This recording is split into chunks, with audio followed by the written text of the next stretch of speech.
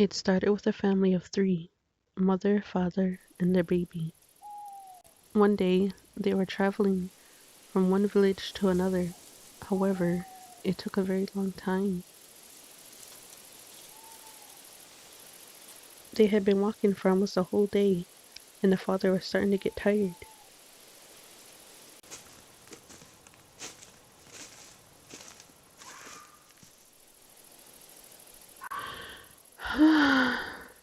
Can we stop now? We've been walking all day. I'm very tired. They were on good hunting grounds, and so there was plenty of game to catch. And along the way, they found a hunting shack, abandoned.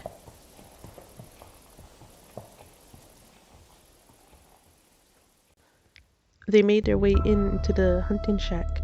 It was dark and quiet. All you could see was the moonlight.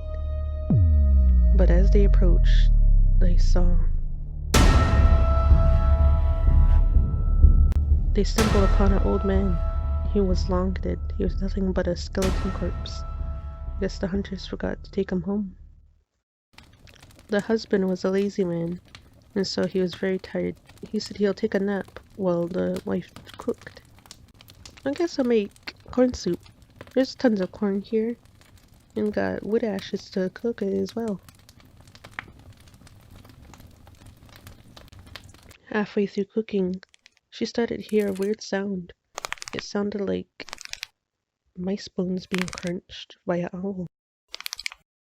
In the dark of night, she looked to where her husband was and noticed a pool of blood was forming. She got scared. It was the old man. He came back to life. He was a vampire corpse. He had gnawed at the husband's face. Soon he was satisfied. He went back to his bark coffin to rest. Shocked, she started to mourn her husband. She almost cried, but she held back her tears. I have to save my baby. The mom thought quickly and told a lie. Oh, husband, you're very lazy and tired. I'm gonna go fetch a pail of water, and I'm gonna take the baby too. I don't want him rolling into the fire. I'll be back soon. She bundles the baby up and ties him to her back. Then she grabs the empty pail. She makes her way out of the hunting shack. Then, when she's far away, she makes a run for it. I gotta back to the village. They'll help me. For now, you'll be safe, baby.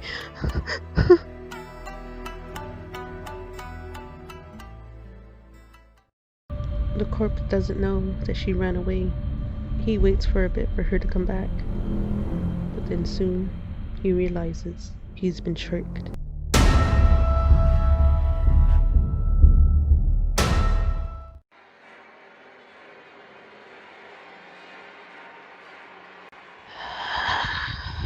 She thinks she can get away, but I'll get her.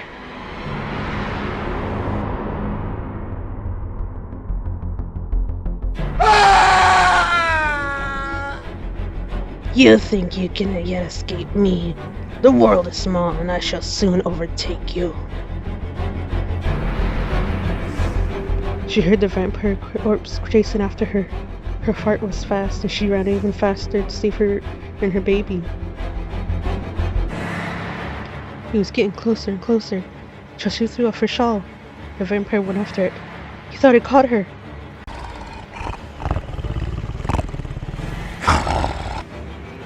He tore at the clothes, biting nothing, and screamed, "Ah, she tricked me! I'll get you!" She continued running, and as he was getting closer again, she threw off another piece of clothing. He fell for it again, and went after that. "Ah, no, not again! I'll get you, I swear!"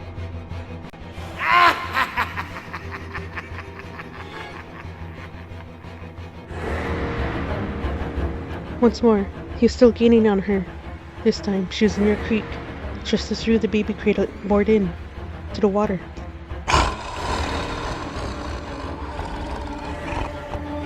The vampire fell for it. And this time, he was really angry. But she was too far away this time. She was almost near the village back home. She was in distress, so she started shouting, "Go away! Go away!" Every distance she would give a cry. The dead man was just a little way behind her now, and was about to overtake her, when she noticed a band of warriors with flaming torches coming toward her from the village. They came up to her just before the dead man caught her. They opened up the ranks, and she fell to the mist. The dead man just stopped at the edge of the glow of the torchlight and said to her, "You were fortunate they came as they did, so you managed to get away from me." And all you could see was his red glowing eyes in the forest. Gleaming, he walked back to the hunting shack to rest up again. The warriors took her back into the village, and she was safe again. They notified everyone of the vampire corpse, and so the head chief was contacted. They gave her blankets of skins and took her child to the longhouse, and after she was arrived with some hot drinks, she was asked to relate in detail what happened to her husband and her. The chief in the village then arose and made his speech. "Tomorrow morning, we shall go to the place and take care of that such event shall not happen again.